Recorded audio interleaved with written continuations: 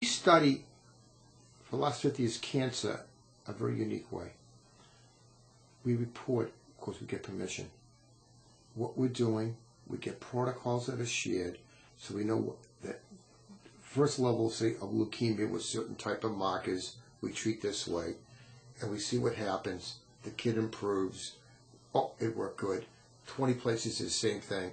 And then sometimes I'll cut the dose because they're toxic a little bit. Same results. We get the doses reduced.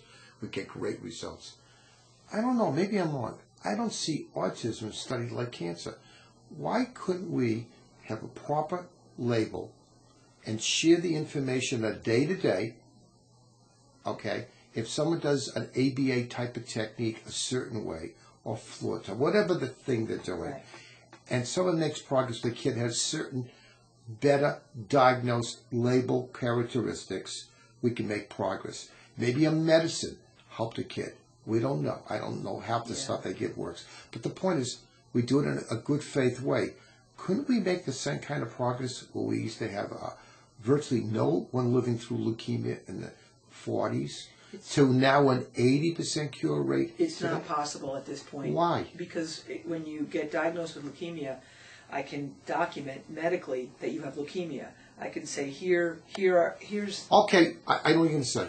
So why can't we label autistic diagnostic specialists, certified, specialty, that they go in, they don't work for any of these fakakta places, they go and they say this kid fits type 1A, 1B, 1C. I think they're beginning to do that. There's some excellent research, for example. But you're talking above board people.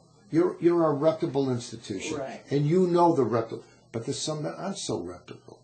I heard, I know you're not going to believe this. It's a place, I'm not going to even mention what it is. They over-diagnose certain types of kids with autism, and a year later, they make the diagnosis correct where they were milder. It looks like they did some good. They get funding, and that bothers me. And I found that to be true. Now, that's an exception, thank God. A lot of the developmental centers, I have talked to people that do these programs under 3.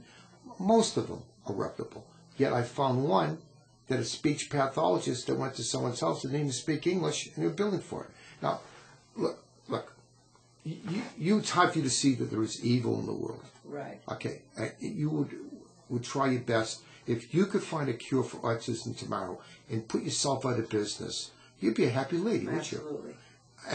So you'll sell apples in the corner. Right.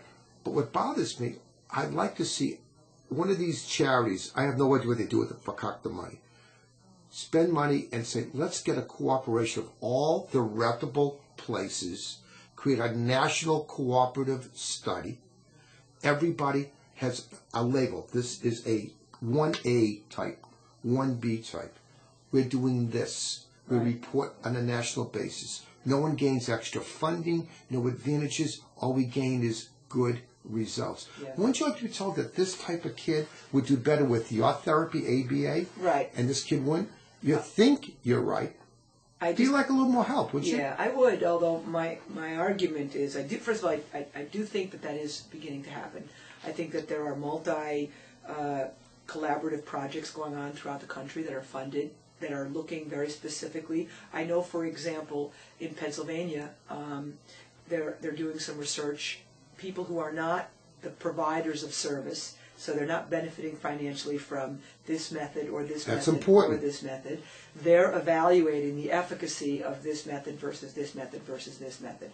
I think that there are just a lot of issues that are going to be very complicated, and so in other words, it's not just autism, by the way. I mean, look at regular education, reading programs. There are 50 different types of reading curriculums out there, and, this whole argument about evidence-based practice. So, evidence-based practice, comes out of the medical community. And it was required because people were dying of very basic health conditions. And so they started putting these requirements to do very rigorous studies, double-blind. Do you mean I'm actually making a little bit of sense? Yes. The problem boils down to this. when you go into social services and you're so what they showed, for example, in education was that we say that we're using what's called an evidence-based practice model. And so what they did was they did a study to look at third grade reading scores and eighth grade reading scores. And what they found, because remember in the medical evidence-based practice, the minute they started requiring all these studies, the mortality rate improved. People were living through these minor illnesses. So you saw a really clear product of your research. In education, what they found was that the reading scores were level. So what's this logic? First thing we need, I need an independent evaluator that had nothing to do with our program, anybody, went around, had nothing to gain, maybe you don't even know the guy's name, and labeled the kids whatever we could decide the proper classification. Someone else should come around and arbitrarily say who should get what type of therapy. Well, I don't think that that's... Well, let me get my point. Arbitrarily. Okay, whatever the therapy is, ABA, this thing called floor time, doing nothing, stimulating the kid with some, whatever the thing is, okay,